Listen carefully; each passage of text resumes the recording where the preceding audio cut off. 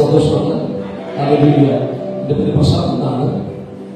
ഞാൻ മെഡിക്കൽ കോളേജിന്റെ ഭാഗത്താണ് താമസിക്കുന്ന IPC ചർച്ചിനോട് ബന്ധപ്പെട്ട പ്രവർത്തനമായിരിക്കുന്നു. അതിൽ ഒരിക്കലും കർത്താവിന്റെ സാന്നിധ്യത്തിൽ നിൽക്കുമെന്ന് പ്രതീക്ഷിച്ച ഒരു മനുഷ്യനല്ല. എന്നാൽ കർത്താവ് എന്നെയും തെരഞ്ഞെടുത്ത വിധിയുടെ സ്തുതിക്കുകയാണ്. ദീർഘവർഷങ്ങൾക്ക് മുമ്പ് ഞാൻ എന്റെ ജ്യേഷ്ഠനും ഒരു ഏകലവ്യ ആശ്രമത്തിലാണ് പഠിക്കുവാൻ നിയന്ത്രിക്കുന്നത്. ഏകലവ്യ ആശ്രമം എന്ന് പറയുമ്പോൾ നമുക്കറിയാം, ഒരിക്കലും അവിടെ ബൈബിളല്ല പഠിപ്പിക്കുന്നത്. ബൈബിളിന് വിരുദ്ധമായിട്ടുള്ള വിഗ്രഹങ്ങളെ ആരാധിക്കുന്നതിനെ കുറിച്ചും വിഗ്രഹങ്ങളെ സേവിക്കുന്നതിനെ കുറിച്ചാണ് പഠിക്കുവാൻ നിയന്ത്രിക്കുന്നത്. ആ ക്ഷേത്രത്തിൽ ആയിരിക്കുന്ന സമയത്ത് ഞങ്ങൾക്ക് പ്രഭാതം 3 മണിക്ക് എഴുന്നേൽക്കണം. കൃത്യം 4:50 ക്ഷേത്രത്തിന്റെ നട തുറക്കുന്നതിന് മുമ്പ് അവിടുത്തെ പൂജയ്ക്കുള്ള ക്രമീകരണങ്ങളെല്ലാം ചെയ്തു കൊടുത്ത് അവിടുത്തെ ഭജനപ്പാട്ടുകൾക്ക് നേതൃത്വം കൊടുത്തുകൊണ്ടിരുന്ന ഒരു വ്യക്തിയാണ്. നാമം പറയട്ടെ. നിങ്ങളെ സഭയ്ക്കകത്ത് അനുഗ്രഹിക്കുന്ന ശുശ്രൂഷ നമ്മുടെ അലലിയ അത് ആ ഒരു അനുഭവത്തിൽ നിന്ന് മനുഷ്യനാണ്. അലലിയ വേഗത്തിൽ പറയട്ടെ. ആ ക്ഷേത്രത്തിൽ ആയിരിക്കുന്ന സമയത്ത് എന്റെ കുഞ്ഞി ഹൃദയത്തിനകത്ത് ഒരു വലിയൊരു ആഗ്രഹമുണ്ടായി. ആഗ്രഹം എന്ന് പറയുന്നത് എനിക്കൊരു ചെണ്ടകൊട്ട പഠിക്കണമെന്നൊരു താല്പര്യം എന്റെ ഹൃദയത്തിനകത്തുണ്ടായി. അങ്ങനെ ഏകദേശം 42 മണിക്കൂറോളം ഗിന്നസ് ബുക്കിന് വേണ്ടി ചെണ്ടകൊട്ടി പേര് ചേർക്കപ്പെട്ട AK സതീശവകൾ, പനമണ്ണൻ മനോഹരനാശാൻ, ഗുരുവായൂർ കണ്ണനാശാൻ, കലാമണ്ഡല രതീശാശാൻ, ഇങ്ങനെ പ്രശസ്തരായ വ്യക്തിയുടെ കീഴിൽ ഞാൻ ചെണ്ട അഭ്യസിക്കുവാൻ നിയന്ത്രിക്കുന്നു. തിരുവനന്തപുരത്ത് സ്ത്രീകളുടെ ശബരിമല എന്ന അപരനാമത്തിൽ അറിയപ്പെടുന്ന ആറ്റുവ ക്ഷേത്രത്തിൽ ഏകദേശം 18 വർഷം വരെയും വിളക്ക് പൂജയ്ക്ക് ചെണ്ട കൊണ്ടുന്ന ഒരു വ്യക്തിയാണ് ഞാൻ. ആരെങ്കിലും സ്വന്തം പറയട്ടെ. അതിന് കർത്താവ് എന്നെ തിരഞ്ഞെടുത്ത വിധിയുടെ ഓർത്ത് ഞാൻ സ്തുതിക്കുകയാണ്. എങ്ങനെയാണ് കർത്താവായ യേശു ക്രിസ്തുവിനെ കണ്ടുമുട്ടിയ അനുഭവം വേഗത്തിൽ പറഞ്ഞ് ഹല്ലേലൂയ എന്റെ വാക്കത്തിൽ വിരാമോടിക്കാൻ ദൈവനാമത്തിൽ ശ്രദ്ധപ്പെടുകയാണ്. നമുക്കറിയാം, ഇനി എന്റെ സാക്ഷി മുന്നോട്ട് പോകണമെങ്കിൽ ഞാൻ ജനിച്ചു വളർത്തപ്പെട്ട സ്ഥലം പറഞ്ഞാൽ മാത്രമേ ഇനി മുന്നോട്ട് സഞ്ചരിക്കാൻ കഴിയത്തുള്ളൂ. നമുക്കറിയാം, കേരളത്തിനകത്ത് 14 ജില്ലകളുണ്ട്. 14 ജില്ലകളുടെ തലസ്ഥാന നഗരം എന്ന അപരനാമത്തിൽ അറിയപ്പെടുന്ന ട്രിവാൻഡ്രം പട്ടണത്തിന്റെ ഹൃദയഭാഗത്ത് ഏകദേശം 11 ഏക്കർ സ്ഥിതി ചെയ്യുന്ന വലിയൊരു കോളനിയുണ്ട്. എല്ലാവർക്കും സുഹൃത്തുമായിട്ടുള്ള ഒരു കോളനിയാണ് ചെങ്കച്ചോള കോളനി. അറിയാവുന്ന ഭൂരിഭാഗത്തിലൊക്കെ അറിയാം. ഈ മൈക്രോഫോണിൽ ഇരിക്കുന്ന അപ്പച്ചന്മാരുടെ കടത്തിൽ കൊടുത്തു കഴിഞ്ഞാൽ എന്നെയും ആവേശത്തോടെ ചില വർഷങ്ങൾക്ക് മുമ്പുള്ള ചെങ്കച്ചോളുടെ സാഹചര്യങ്ങൾ അവർ വിളിച്ചു പറയും. എങ്കിലും അവസരം എന്റേതായ 1-2 വാക്കുകൾ പറയട്ടെ. ദീർഘവർഷങ്ങൾക്ക് മുമ്പ് പട്ടാപ്പകലോട് പോലീസ് നൽകുന്ന കയറുവാൻ ഭയന്നു പറച്ച ഒരു സ്ഥലമായിരുന്നു ചെങ്കച്ചോള കോളനി. മാറി തിരിഞ്ഞ് ഭരിച്ച ഭരണകൂടത്തിന് ചെങ്കച്ചോളുടെ അവസ്ഥകൾക്ക് മാറ്റം വരുത്തുവാൻ കഴിഞ്ഞിട്ടില്ല. പോലീസിന്റെ 3 മുറകൾക്ക് ചെങ്കച്ചോളുടെ അവസ്ഥകൾക്ക് മാറ്റം വരുത്തുവാൻ കഴിഞ്ഞിട്ടില്ല. എന്തിനു പറയാം, കോടതിയിൽ ഒരു നിയമത്തിന് പോലും ചെങ്കച്ചോളുടെ അവസ്ഥകൾക്ക് മാറ്റം വരുത്തുവാൻ കഴിഞ്ഞിട്ടില്ല. സന്ധ്യസമയമാകുമ്പോൾ മദ്യത്തിന്റെ ലഹരി പിടിച്ച് അങ്ങോട്ടും ഇങ്ങോട്ടും തമ്മിൽ തല്ലുകയും കടാരങ്ങളും ആളുകളും കൂട്ടിമുട്ടുന്ന ഭയാനകമായിരിക്കുന്ന ശബ്ദം മാത്രം മുഴങ്ങി നിൽക്കുന്ന ഒരു കാലഘട്ടം ഉണ്ടായിരുന്നു. എന്തിനു പറയാം, മാറത്തടിച്ച് നിലവിളിക്കുന്ന മാതാപിതാക്കന്മാരുടെ ചെങ്കച്ചുള്ള ഈ ചെങ്കച്ചുള്ളവർക്ക് സമൂഹമൊക്കെയും ഒരേ ശബ്ദത്തോടെ വിളിച്ചു പറഞ്ഞ ഒരു പദമുണ്ടായിരുന്നു. ഒരിക്കലും ചെങ്കച്ചുള്ള കോളനിയിലെ തലമുറകൾ നന്നാവത്തില്ല. പറഞ്ഞ സ്ഥാനത്ത് പാവപ്പെട്ട സുവിശേഷകന്മാർ ലഘുലയിൽ ദൈവത്തിന്റെ തിരുവചനമായി തെരുക്കോടുകളിൽ സുവിശേഷത്തിന്റെ വിളംബരം ചെയ്യാൻ തുടങ്ങിയപ്പോൾ നന്നാവത്തില്ല എന്ന് പറഞ്ഞ ചെറുപ്പക്കാരന്മാരെല്ലാം കർത്താവായ യേശു ക്രിസ്തുവിനെ സ്വന്തം രക്ഷിതാവായി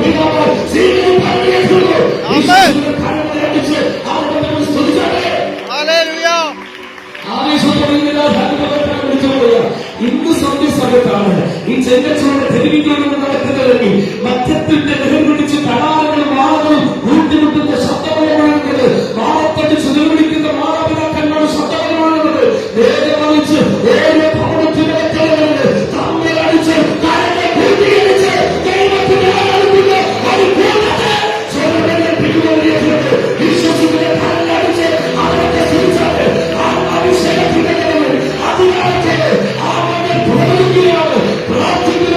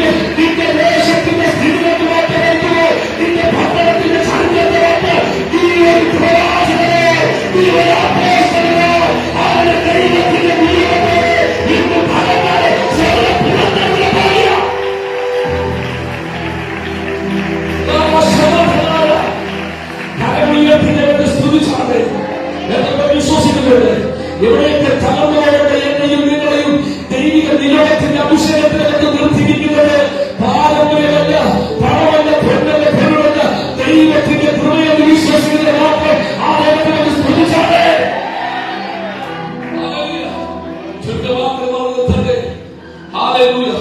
അവരുടെ ദേശത്ത് ജനിച്ചു വളർന്നു. ഒരു കാലഘട്ടത്തിൽ മദ്യത്തിന്റെ മയക്കുമരുന്നിന്റെ അടിമത്തം ജീവിതം നയിക്കുവാൻ തീർന്നു. എന്നാൽ മദ്യം മയക്കുമരുന്നിൽ ലഘുപദാർത്ഥങ്ങളൊക്കെയും എന്നെ കൊണ്ടെത്തിച്ചത് നിലവിലെ കേസുകളിലായിരുന്നു. 18ാമത്തെ വയസ്സിൽ ഒരാൾ കൊല്ലാശ്രമിച്ചു തിരുവനന്തപുരത്തുള്ള അട്ടക്കുളങ്ങളിലുള്ള സബ് ജയിലിലേക്ക് കൊണ്ടുപോയി അടച്ചു കൂട്ടുവാൻ തീർന്നു. അങ്ങനെ ഒരുപക്ഷെ ആ ജയിലിൽ അറിയപ്പെടുന്ന ഒരു സ്ത്രീയുടെ പേരാണ്. ആ സ്ത്രീയുടെ പേരെന്താണെന്ന് ചോദിച്ചത് നിങ്ങൾക്ക് എല്ലാവർക്കും സുഗന്ധമായിട്ടുള്ള പേരാണ് ഗ്രീഷ്മ എന്ന് പറയും. പക്ഷെ ഗ്രീഷ്മ എന്ന് പറഞ്ഞ ചിലർക്ക് മനസ്സിലാകത്തില്ല, കഷായ ഗ്രീഷ്മ എന്ന് പറഞ്ഞ ചിലർക്ക് മനസ്സിലാകും. ഞങ്ങളുടെ ഏരിയ റൂറൽ ജയിലായിരുന്നു. ആദ്യത്തെ പ്രതീക്ഷ കോമഡിയായിരുന്നു. പിന്നെ ലക്ഷ്മി കയറ്റം എന്ന് പറയുന്നത് പോലെ പോലീസ് സ്റ്റേഷൻ, കോടതികളിൽ ജയിലറായിട്ട് എന്റെ ജീവിതം മാറി മറിയുവാൻ ഇടയെത്തുന്നു. നിരവധി അനവധി കേസുകളിൽപ്പെട്ട 2011 മാർച്ച് മാസം 12-ാം തീയതി ചെങ്കച്ചൂട കേന്ദ്രീകരിച്ച് ഒരു കൊലപാതകം നടക്കുവാൻ ഇടയെത്തുന്നു. അങ്ങോട്ടും ഇങ്ങോട്ടും സംരക്ഷണത്തിന്റെ കുടുംബങ്ങൾ കിട്ടിയതുകൊണ്ട് ഞങ്ങൾ 6 പ്രതികൾ തിരുവനന്തപുരം അങ്ങനെ ജനറൽ ഹോസ്പിറ്റലിൽ പോയി അഡ്മിറ്റായി. ഡോക്ടർമാർ ഒന്ന് പരിശോധിച്ച അനന്തരം അവിടുത്തെ വാദന്മാർക്കാണത് പുറത്തിറങ്ങി. ഞാൻ അടുത്തുള്ള മദ്യശാലക്കെടുത്തിന്റെ ഒരു കുപ്പി മദ്യം വാങ്ങിച്ചു. അടുത്തുള്ള തട്ടുകൾക്ക് ദോഷം ഈ ഫലം വാങ്ങിച്ച് ഇതിന് അടിച്ചു കുടിച്ചുകൊണ്ടിരിക്കുന്ന സമയത്ത് 2 പേർ മതിൽ ചാടിക്കിടന്നുകൊണ്ട് എന്റെ ഷർട്ടിനെ പിടിക്കുവാൻ തീർന്നു. ഉടനെ ഞാൻ കാണുന്ന കാഴ്ച ഒരു ജീപ്പ് കൊണ്ടുവന്ന് നിർത്തുന്ന ഒരു കാഴ്ചയാണ് കണ്ടത്. എനിക്ക് മനസ്സിലാക്കിയത് പോലീസുകാരന്മാരാണത്. അന്ന് രാത്രി തന്നെ എന്നെ അറസ്റ്റ് ചെയ്ത് തിരുവനന്തപുരത്തുള്ള സെക്രട്ടറിയുടെ അടുക്കലുള്ള 12 പോലീസ് സ്റ്റേഷനിലേക്ക് എന്നെ കൊണ്ടുപോകുവാൻ തീർന്നു. പല പ്രാവശ്യവും എന്റെ പോലീസിനെ പിടിച്ച സമയത്തൊക്കെയും അടുത്ത പ്രാവശ്യം മാത്രമേ എന്നെ വിട്ടിട്ടുള്ളൂ.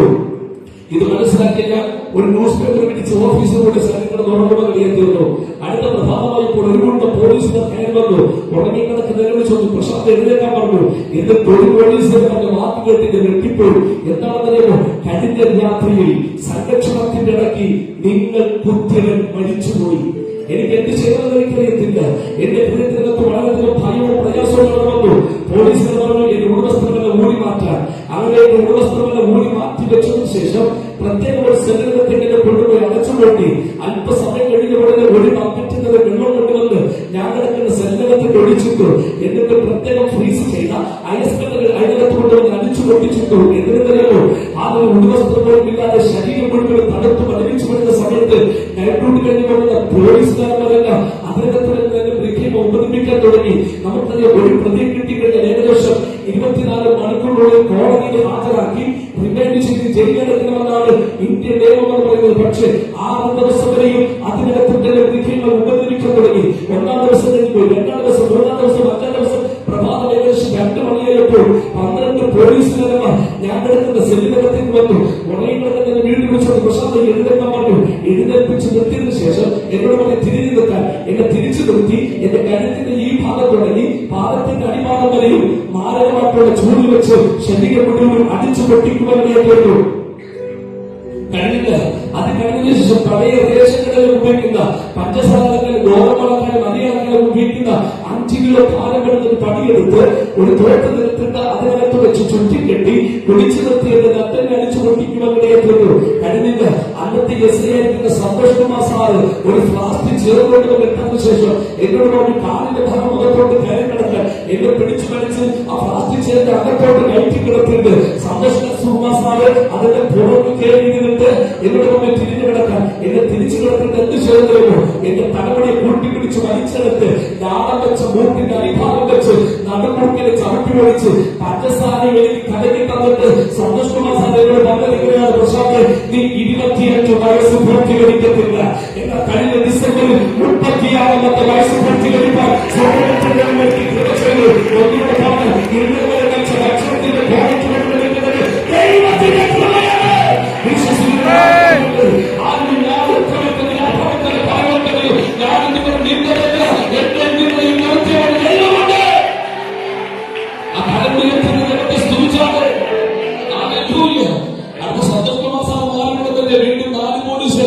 ഒരു പോലീസ് വലുതേക്ക് പിടിച്ചു, വേറൊരു പോലീസ് ഇടതേക്ക് പിടിച്ചു, വേറെ പോലീസ് വലുതാലും വലുതാലും തൂക്കി പിടിച്ചെടുത്തോളും.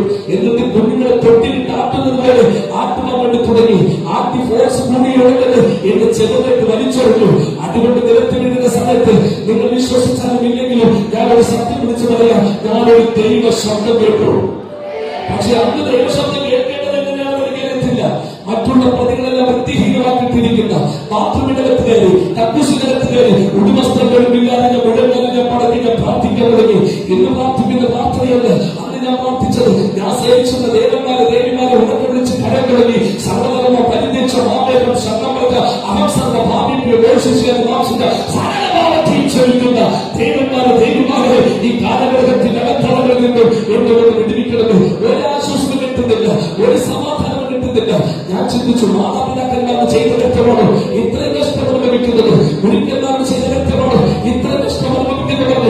ഒത്തിരി മന്ത്രങ്ങളിലൂടെ നടക്കുന്നു. ഗുരു കൃപ, ഗുരു വിഷ്ണു, ഗുരുദേവ അപേക്ഷത, ഗുരു സാക്ഷ പരമ്പര ഹസ്തീസ് ഗുരുദേവ ഗജാനന്ദ ഭൂജരാജി സേവനം കവിതച്ചൊക്കെ മനസാര വെച്ചത് ഉപാസന ശോഭവിനാശകാരണമെന്ന് പറഞ്ഞിട്ടും ഒരു ആശ്വാസവും കിട്ടിയില്ല.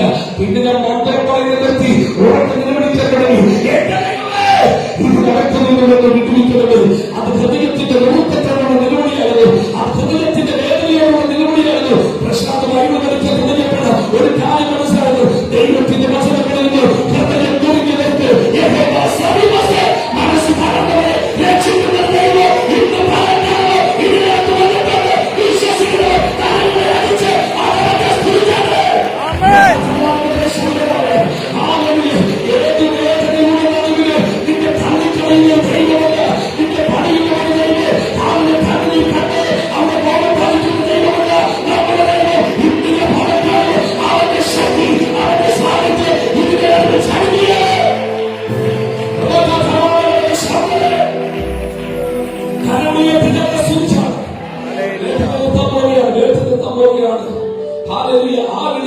സ്വർഗം കേട്ടു. അത്ഭുതമെന്ന് ആറാമത്തെ ദിവസമായപ്പോൾ പോലീസുകാർ തീരുമാനിച്ചു എന്നെ റിമാൻഡ് ചെയ്ത് ജയിലിലടക്കാൻ.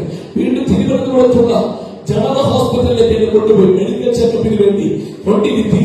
ആലറിയ പോലീസുകാർ ഡോക്ടറോട് പറഞ്ഞത് ഇങ്ങനെയാണ്, സംരക്ഷണത്തിന്റെ ഇടയ്ക്ക് കിട്ടിയ ഉപദ്രവം മാത്രമേ പ്രശാന്തിന്റെ ശരീരത്തിലേക്കുള്ളൂ, പോലീസുകാർ തൊട്ടിട്ട് പോയില്ല എന്ന് പറഞ്ഞ് ഒരു മെഡിക്കൽ റിപ്പോർട്ട് തയ്യാറാക്കി നേരെ തിരുവനന്തപുരത്തുള്ള മറ്റൊരു കോടതിയിൽ കൊണ്ടുപോയി റിമാൻഡ് പത്രം വാങ്ങിച്ച് നേരെ Thiruvananthapuram Poojappura central jail special ജയിലിലേക്ക് എന്നെ കൊണ്ടുപോകുന്ന വെളിയെത്തുമ്പോൾ വലിയ മതക്കെട്ടിൽ കണ്ടുകൊണ്ട് തലമുടിച്ച് ജീപ്പിനകത്തിരിക്കുമ്പോൾ ആ ജീപ്പ് കൊണ്ട് ഞാൻ അവസാനിച്ചത് വലിയ ഇരുനിർമ്മാണത്തിന്റെ മുമ്പിലാണ്. ഞാൻ എന്റെ ഹൃദയം കൊണ്ട് പറഞ്ഞു, ഇനി എനിക്ക് പുറകെ കാണാൻ കഴിയത്തില്ല. ആ ഇരുനിർമ്മാണം എന്റെ മുമ്പിൽ ആ ജയിലിനെ തുറന്നതെന്നു എന്നെയാണ് സ്വീകരിച്ചത് നടയടിയോട് കൂടിയാണ്. ഈ നടയടിയിൽ കേട്ടുപോകാൻ നടയടിയെന്ന് ചുറ്റുകേണ്ടത് മാത്രമേ ഉള്ളൂ. കേൾക്കാൻ കഴിയുമ്പോൾ കാര്യമാണ് നമ്മളെ തിരിച്ചു നിർത്തും. എന്നിട്ട് രണ്ട് കരം ഉയർത്തിപ്പിടിക്കണം. മൂക്കിന്റെ തുമ്പഭാഗം ചെറുതോട് ചേർത്ത് വെക്കണം. നട്ടന്റെ ഭാഗത്ത് 3 അടികൾ അടിക്കും. അടിക്കുന്ന സമയത്ത് കരമെടുക്കാനും പാടില്ല, ചേർന്ന് വെക്കുന്നത് മാറാനും പാടില്ല. ഒന്നാമത്തെ അടി അങ്ങോട്ട് ആഞ്ഞടിച്ചു തകർന്നു പോയി. രണ്ടാമത്തെ അടി അടിച്ചു നിലത്ത് കുടഞ്ഞു വീണുപോയി. പിന്നെ അവർക്ക് എന്നെ അടിക്കാൻ സാധിച്ചില്ല. 2 ഉദ്യോഗസ്ഥന്മാർ അപ്പുറത്തും ഇപ്പുറത്തും അങ്ങനെ തൂക്കിപ്പിടിച്ച് എഴുന്നേൽപ്പിച്ചു നിർത്തി. എന്നിട്ട് ഒരു ഉദ്യോഗസ്ഥൻ എന്റെ കടത്തിൽ ചില വസ്തുക്കൾ കൊണ്ടുവന്നു തന്നു. ഒരു കീറിയപ്പ, ഒരു പ്ലേറ്റ്, ഒരു വെണ്ട, ഒരു ഗ്ലാസ്. ഇതിനെയും തൂക്കിപ്പിടിച്ച് നടക്കാൻ പോലും കഴിയാതെ എന്നെ അന്വേഷണത്തെ കൊണ്ടുപോയി അടച്ചു കൊണ്ടുപോയി. അടുത്ത പ്രഭാതമായപ്പോൾ 10 മിനിറ്റോടെ കുളിക്കുവാൻ വേണ്ടി പോലീസ് അധികാരികളൊക്കെ അവസരം ഒരുക്കി. അടിവസ്ത്രം മാത്രം ഇട്ടുകൊണ്ട് ജയിലിന്റെ തെരുവികളോട് നടക്കുമ്പോൾ അങ്ങനെ ഒത്തിരി പ്രതികൾ വിളിച്ച് പരിഹസിച്ച് ചീത്ത പറഞ്ഞു. വിളിച്ചിട്ട് വളരെ സ്ഥലത്തൊരു അപ്പച്ചടിച്ചു പോലെ അടുത്തേക്ക് വരാൻ പറഞ്ഞു. പയ്യെ നടന്നു ചെന്ന് ചോദിച്ചു, ഓരോ ഉടുവസ്ത്രം ഒന്ന് കൊണ്ടുവന്നിട്ടില്ലേ? ഞാൻ പറഞ്ഞു, അപ്പച്ച എന്റെ ഉടുവസ്ത്രം വരെ പോലീസുകാർ തീർന്നു കളഞ്ഞു.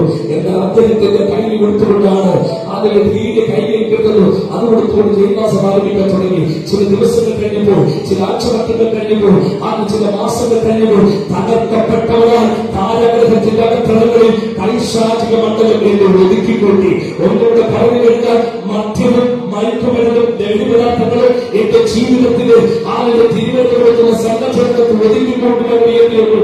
അങ്ങനെ കിടക്കുന്ന സമയത്ത് ആളുകളിലേക്ക് ശരീരം കൊണ്ട് വ്രണം ബാധിച്ചു, കണ്ണിൽ ബാധിച്ചു, നാട്ടിൽ ബാധിച്ചു, ഭക്ഷണം കഴിക്കാൻ കഴിയാത്ത സാഹചര്യമായി മാറി. ഞാൻ ഒരു ദിവസം കൊണ്ട് സാറ് എന്റെ ശരീരം മുഴുവൻ വ്രണമാണ്, ഒരു ഹോസ്പിറ്റലിലേക്ക് കൊണ്ടുപോകണമെന്ന് പറഞ്ഞു. ഇവർ കേട്ട ഭാവം കൊണ്ട് കളിച്ചില്ല. ചില ദിവസങ്ങൾ കഴിഞ്ഞപ്പോൾ എന്റെ ശരീരത്തിൽ നിന്ന് സ്മെല്ല് വരാൻ തുടങ്ങി. ഒരു ദിവസമായപ്പോൾ ഞാനെന്ന ശരീരത്തിൽ 16ഓളം പ്രതികളുണ്ടായിരുന്നു. എന്റെ ശരീരത്തിന്റെ സ്മെല്ല് കാരണം ഇവർക്ക് എന്റെ അടുക്കൽ വരാനുള്ള എന്റെ അടുക്കൽ ഭക്ഷണം കഴിക്കുന്ന സാഹചര്യം മാറി. അങ്ങനെ അന്ന് രാത്രിയായപ്പോൾ കഴിയുമ്പോൾ എന്റെ കൂടെ കിടന്ന പ്രതികളെല്ലാം പറഞ്ഞു, പ്രശാന്തിലേക്ക് ഞങ്ങളുടെ കൂടെ കിടത്താൻ പറ്റത്തില്ല, അതിന് മറ്റൊരു സെല്ലിലേക്ക് അടയ്ക്കണമെന്ന് പറഞ്ഞു. അങ്ങനെ അന്ന് രാത്രിയായപ്പോൾ ബാലരാമൻ പോലും കാണിക്കുന്ന വിൻസൻ എന്ന് പറയുന്ന ഒരു ജയിൽമാണെന്നാണ് വിളിച്ച്, പ്രശാന്ത് ഇതിന്റെ പ്ലേറ്റ് മാലിന്യം കൊണ്ട് ഇറങ്ങാൻ പറഞ്ഞു. രാജോഷ് സാറ് എന്റെ എങ്ങോട്ട് കൊണ്ടുപോകെ അദ്ദേഹം എന്നോട് പറഞ്ഞിരിക്കുകയാണ്, ഇതിന്റെ മറ്റൊരു സെല്ലിലേക്ക് അടയ്ക്കാൻ പോവുകയാണെന്ന്. ആ സെല്ലിന് ജയിൽ അധികാരികൾ വിളിക്കുന്ന പേരാണ് ഒറ്റപ്പെട്ട സെല്ല്. എത്ര പേര് ഒറ്റപ്പെട്ട സെല്ലിനെ കുറിച്ച് കേട്ടിട്ടുണ്ട്? അതിന്റെ കാര്യം വ്യക്തിയാണ്, അത് ഞാൻ കേട്ടിട്ടില്ല. ഒരു പക്ഷേ ഈ ഒറ്റപ്പെട്ട സെല്ലിനെ കുറിച്ച് കഴിഞ്ഞ 4 വർഷം നമ്മളെല്ലാം പത്രമാധ്യമങ്ങളിലൂടെ കേട്ട് കാണും. നമ്മുടെ തിരുവനന്തപുരത്തിന്റെ അടുക്കിലായിരിക്കുന്ന കൊട്ടാരക്കര എന്ന് പറയുന്ന സ്ഥലത്ത് ഒരു ഹോസ്പിറ്റലിനകത്ത് പണ്ടേ എന്ന് പറയുന്ന ഒരു അനുഗ്രഹിക്കപ്പെട്ട ഡോക്ടർ ഒരു മദ്യത്തിന്റെ ലഹരിയിൽ അധ്യാപകൻ കൊത്തിക്കൊലപ്പെടുത്തിയ വിഷയം നിങ്ങളെല്ലാവരും ആദ്യം കാണും. അദ്ദേഹത്തിന്റെ മാനസിക നില തിരിച്ചറിയുന്നതിന് വേണ്ടി അടച്ചുപൂട്ടിയ സെല്ലാണ് ഒറ്റപ്പെട്ട സെല്ല്. സ്വന്തമാകാതെ ആ ഒറ്റപ്പെട്ട സെല്ലിനകത്ത് 2011 തകർക്കപ്പെട്ടവരെ ഞാൻ കിടന്നു. അതിനകത്ത് കിടക്കുന്ന സമയത്ത് ഒരു ദിവസം ഞായറാഴ്ച ആയപ്പോൾ ഞാൻ ഒരു ശബ്ദം കേട്ടു. ദൈവശബ്ദമല്ല, ഒരു പോലീസ് ഉദ്യോഗസ്ഥന്റെ ശബ്ദമാണ്. ഒരു പോലീസ് ഉദ്യോഗസ്ഥൻ അദ്ദേഹത്തിന്റെ കയ്യിലിരിക്കുന്ന ലാത്തി വെച്ച് ആ ജയിലിന്റെ തെരുവിലൂടെ അദ്ദേഹം പറഞ്ഞു പോയി ശബ്ദം ഇങ്ങനെയാണ്, പള്ളി പള്ളി പള്ളി പള്ളി പള്ളി പള്ളി. ഞാൻ നോക്കുന്ന സമയത്ത് മറ്റുള്ള സെല്ലിൽ നിന്ന് പ്രതികൾ വരിവരിയായി ഇറങ്ങി പോകുന്ന ഒരു കാഴ്ച കണ്ടു. ഏകദേശം 1 മണിക്കൂർ കഴിഞ്ഞിട്ടാണ് ഒരു മടങ്ങി വരുന്നത്. മടങ്ങി വരുന്ന സമയത്ത് ഞാൻ ഒരു പോലീസ് ഉദ്യോഗസ്ഥനോട് ചോദിച്ചു, സാറേ എന്തിനാണ് പ്രതികളൊക്കെ പുറത്തേക്ക് പോയത്? അദ്ദേഹം എന്നോട് പറഞ്ഞിരിക്കുകയാണ്, ഇതിനകത്ത് പള്ളിക്കാവെന്ന് നിങ്ങൾക്ക് വേണ്ടി പ്രാർത്ഥിക്കും. ഇങ്ങനെയാണ് പള്ളിക്കാവെന്ന് നിങ്ങൾക്ക് വേണ്ടി നല്ല വചനം പറഞ്ഞു തരും. അടുത്ത പറഞ്ഞിട്ടാണ് പള്ളിക്കാവെന്ന് നിങ്ങൾക്ക് വേണ്ടി നല്ല പാട്ടുകൾ പാടിത്തരും. ആ സമയത്ത് എന്റെ ഹൃദയത്തിൽ ഒരു ചിന്ത തുറച്ചു വന്നു. അടച്ചുപൂട്ടിയ കാലഗ്രഹത്തിൽ നിലത്തടങ്ങളിൽ കടക്കുമ്പോൾ അല്പം തിരുവനന്തപുരം ഭാഷകൾ ഉപയോഗിക്കട്ടെ. ആ സമയത്ത് ഞാൻ ഭയങ്കര പേടി വരികയായിരുന്നു. ആ സമയത്ത് കമ്മ്യൂണിസ്റ്റ് ഭരണമായതുകൊണ്ട് ജയിലിനകത്ത് വീടി കഴിച്ചു. അപ്പോൾ ഞാൻ ഒറ്റപ്പെട്ട സെല്ലിനകത്ത് പോയപ്പോൾ എന്റെ കൈകൊണ്ടാകുന്ന വീടിയെല്ലാം തീർന്നു പോയി. അങ്ങനെ ഞാൻ ചിന്തിച്ചു, പുറത്തിറങ്ങാൻ എനിക്ക് അവസരം ലഭിക്കുമെങ്കിൽ എന്റെ കൂട്ടുപ്രതികളെ കാണാം, അവരെ കയ്യിലിരിക്കുന്ന വീഡിയോ കാണാം, ആകാശം നന്നായിട്ട് കാണാം, വായു നന്നായിട്ട് ശ്വസിക്കാം എന്നോട് ചിന്തയിൽ കൂടി ഞാൻ കാത്തിരുന്നു. ഈ പള്ളിക്കാരുടെ കൂട്ടായ്മ പറഞ്ഞ് ഇറങ്ങിക്കഴിഞ്ഞാൽ ഇതൊക്കെ നടത്താം. വീണ്ടും ഒരു ദിവസം ഞായറാഴ്ചയപ്പോൾ വീണ്ടും ഒരു ഉദ്യോഗസ്ഥന്മാരോട് പോയി പള്ളി പള്ളി പള്ളി പള്ളി പള്ളി പള്ളി. ആ പള്ളിക്കാരുടെ കൂട്ടായ്മയിൽ പെരുകി പോകണം. എന്റെ ആഗ്രഹം പള്ളിക്കാരുടെ കൂട്ടായ്മയിൽ പോയി യേശുവിനെ ആരാധിക്കണമെന്നല്ല, നേരെ മറിച്ച് ഞാൻ പറഞ്ഞ കാര്യങ്ങളെല്ലാം നിറപടിയെ നിവർത്തിക്കണം. ഉടനെ എന്റെ മുമ്പിൽ അത് തുറന്നു തന്നു. ആ പോലീസ് ഉദ്യോഗസ്ഥരോട് അവർ കൂട്ടമിരിപ്പുണ്ട്, അതിന്റെ നിറവിപ്പോയിരിക്കുന്ന സാരി മാറിയിരിക്കണം. ഞാൻ ഓടുന്ന സമയത്ത് പ്രത്യേക ഒരു കൂട്ടം കൂടിയിരിക്കുന്നു, അതിന്റെ സാരി ഞാൻ പോയിരുന്നു. ഉടനെ 2 പാവപ്പെട്ട അപ്പച്ച മാസ്റ്റർമാർ ആ കൂട്ടത്തിന്റെ നടുവിൽ നിന്ന് എഴുന്നേറ്റിട്ട് വന്നു. കണ്ണുകളെ കൂടെ പ്രാർത്ഥിക്കാം. ചില പ്രതികളൊക്കെ ആത്മാർത്ഥതയോടെ കണ്ണുകളെ കൂടി പ്രാർത്ഥിക്കുവാൻ വേണ്ടി തുടങ്ങി. ചില പ്രതികൾ എത്ര കണ്ണടച്ച് പ്രാർത്ഥിക്കാൻ പറഞ്ഞാലും കണ്ണുകളുടെ തുറന്നു പിടിച്ചിരിക്കും എന്ന് പറയുന്നതുകൊണ്ട് ഞങ്ങൾ ചില പ്രതികളൊക്കെയും കണ്ണുകൾക്ക് പിടിച്ചിരിക്കുകയാണ്. ഉടനെ ഈ അപ്പച്ചന്മാർ 2 പേരും ഞങ്ങൾ എല്ലാ പ്രതികളെയും പ്രാർത്ഥിച്ചവർ അനുഗ്രഹിച്ചു. എന്നിട്ട് ഒരപ്പച്ചൻ ഇരുന്നു, ഒരപ്പച്ചൻ ചാടി എന്നിട്ട് ആർമാനിപ്പിക്കാൻ തുടങ്ങി. നിങ്ങൾക്കറിയാമോ, കേരള ചരിത്രത്തിനകത്ത് 14 ജില്ലകളിൽ എത്ര ജയിലുകളുണ്ട്? ആ എല്ലാ ജയിലുകളിലും സന്ധ്യസമയമാകുമ്പോൾ ഹൈന്ദവരും മുസ്ലിംമാരും ക്രിസ്ത്യാനികളും അവരവരുടെ കയ്യിലിരിക്കുന്ന മൊബൈലും പ്ലേറ്റിലൊക്കെ തട്ടിപ്പാടുന്ന ഒരേ ഒരു ഗാനം മാത്രമേ ഉള്ളൂ. ആ ഗാനത്തിന്റെ പാടാൻ ആഗ്രഹിക്കുന്നില്ല. പക്ഷെ ഒരുപക്ഷെ നിങ്ങളുടെ ഹൃദയത്തിലുള്ള കടകളിലും ആ പാട്ടിന്റെ വരികൾ ആകെ ഭയങ്കര സമാധാനത്തെ പുലർത്തിയ പാട്ടിന്റെ വരികളായിരിക്കാം. ഒരു പാട്ടിന് പോലും ഒരു മനുഷ്യന്റെ അവസ്ഥകളുടെ മാറ്റം കണ്ടെത്തും. അതിനെ വരുത്തുവാൻ കഴിവുണ്ട്. ആ ജയിലിനെ കുറിച്ച് തിരിച്ചറിഞ്ഞോ? ആ പാട്ടിന്റെ എഴുതികളിയാണ് പെട്ടെന്ന് വളർത്താത്ത കർത്താവായ യേശുക്രിസ്തുവിനെ വലിക്കുന്ന അതിമനോഹരമായിട്ടുള്ളതാണ്. ആരംഭമില്ലാതെ അറിഞ്ഞപ്പോൾ ഒറ്റയ്ക്കിരുന്ന് കരഞ്ഞപ്പോൾ ആശ്വാസത്താലേക്ക് ക്രിസ്തുവിനെ വലിക്കുന്ന ഇത് പാടിക്കൊണ്ടിരിക്കുമ്പോൾ ഞാൻ നോക്കുന്ന സമയത്ത് ചില പ്രതികളെ കണ്ണുനീർ ധാരാളം ഒഴുകുകയാണ്. ഇത് ഹാലെ കേട്ടുകൊണ്ടിരുന്ന കൂട്ടത്തോടാണ് പ്രതി പെട്ടെന്ന് ചാടി എഴുന്നേറ്റ് ഈ അപ്പച്ചന്റെ അരികിലേക്ക് ഓടിച്ചെന്നിട്ട് പാടിക്കൊണ്ടിരിക്കുന്ന അപ്പച്ചന്റെ മൂക്കിട്ട് ഒറ്റയിടി സ്വന്തമല്ലാതെ ഇടികൊണ്ട് അതിന്റെ അപ്പച്ചന്റെ മൂക്കിൽ നിന്ന് രക്തം ധാരാളം ഒഴുകുവാൻ വേണ്ടി തുടങ്ങി. ഇതിനൊക്കെ പോലീസ് ഉദ്യോഗസ്ഥന്മാരല്ല, ഓടി വന്ന് ഒരു ഉദ്യോഗസ്ഥന്റെ ഓഫീസുകളിൽ ഒരു വെള്ളം കടലാസിൽ തൂക്കിപ്പിടിച്ച് ഈ അപ്പച്ചന്റെ കടത്തി പറ്റുന്ന അപ്പച്ച ഇതിനകത്തെ സായം പതിപ്പിച്ചിട്ട് ഇവന്റെ കാര്യം ഞങ്ങളേറ്റു. എന്നാൽ അദ്ദേഹം പറഞ്ഞ ഒരു മറുപടിയാണ് ആത്മീയ ജീവിതത്തിൽ എനിക്കൊരു ചവിട്ടുകയെ എന്താണെന്നറിയാമോ? അല്ലെ പോലീസുകാർ കൊടുത്തിരിക്കുന്ന ഈ വെള്ളം കടലാസിന് ഞങ്ങൾ പ്രതികളെല്ലാം താങ്കെ ഉയർത്തിപ്പിടി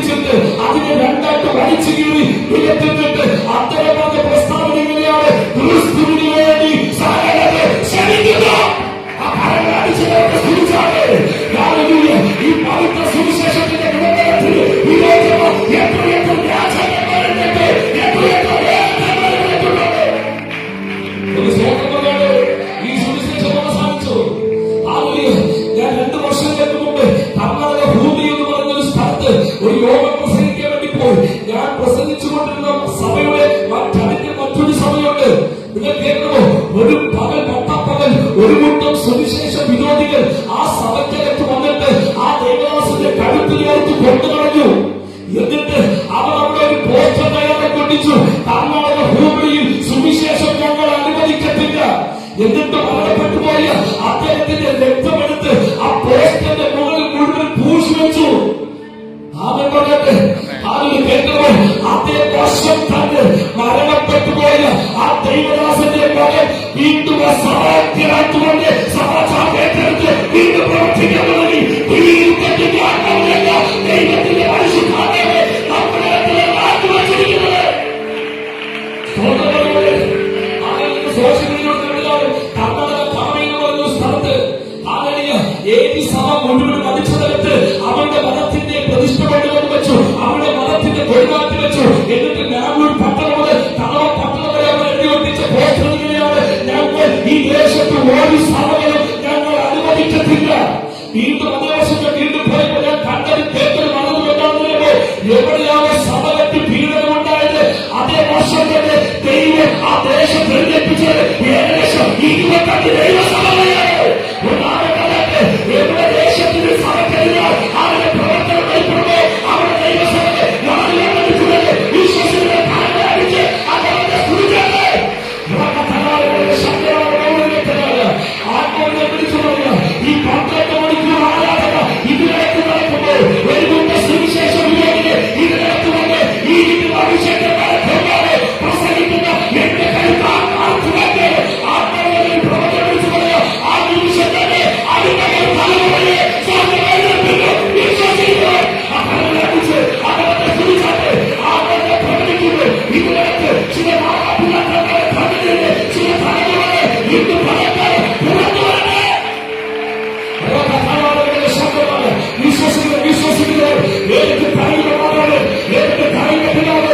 ഇന്ന് ഒരുപക്ഷെ നിന്റെ തലമുറ രക്ഷ അനുഭവത്തില്ലായിരിക്കാം, ഒരുപക്ഷെ നിന്റെ തലമുറ പിന്മാറ്റത്തിന്റെ സാഹചര്യം പ്രതികരിക്കുന്ന വ്യക്തിയായിരിക്കാം, നിന്റെ ഭർത്താവ് ഒരു മറ്റുമാരിയായിരിക്കാം. പക്ഷെ സ്വർഗം പറയുന്നു ഇന്ന് പറയുന്നത് ഈ പ്രാർത്ഥന നിനക്ക് വേണ്ടിയാണ്. നിന്റെ കുടുംബത്തെ ഒരു പുറത്തു കൊണ്ടുവരുക, നിന്റെ തലമുറയെ ഇന്ന് പറയുന്നത് ഒരു പുറത്തു കൊണ്ടുവരിക. വിശ്വസിക്കുന്നത്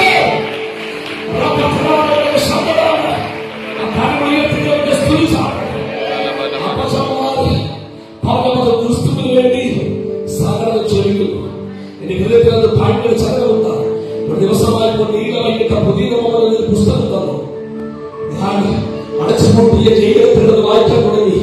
ഓരോ അധ്യായം വായിക്കാൻ തുടങ്ങിയപ്പോൾ സ്വർഗം എനിക്ക് വേണ്ടി ഒരു പുതിയ അധ്യായം എഴുതി തുടങ്ങുകയാണല്ലോ. ഞാനൊരു തീരുമാനം ചെയ്തകത്ത് വെച്ചെടുത്തു. ഇനി പുറമോ കാണുവാൻ ദൈവം എനിക്ക് അവസരം ഒരുക്കുന്നെങ്കിൽ ഞാൻ കർത്താവിന്റെ സാക്ഷിയായിരുന്നു. ഞാൻ കർത്താവിന്റെ വേലയ്ക്ക് വേണ്ടി സമർപ്പിച്ചു. ഒന്നാമൻ പറഞ്ഞാട്ടെ, ഇതിന്റെ ആവശ്യത്തോട് വിളിച്ചു പറയുക, മറ്റൊരുത്തരിലും രക്ഷയില്ല. മറ്റൊരുത്തരിലും രക്ഷയില്ല. രക്ഷിക്കപ്പെട്ട ആകാശത്തിന് കീഴിൽ മനുഷ്യരുടെ നൽകപ്പെട്ട ഒരേ ഒരു നാമമാത്രമേ ഉള്ളൂ. അത് ഇന്ത്യ ഭരിക്കുന്ന മോഡിസാറിന്റെ പേരല്ല, കേരളം ഭരിക്കുന്ന പിണറായി സാറിന്റെ പേരല്ല. ഞങ്ങളെല്ലാം ആവേശത്തോടെ വിളിച്ചു പറയൂ, പവിത്രമായ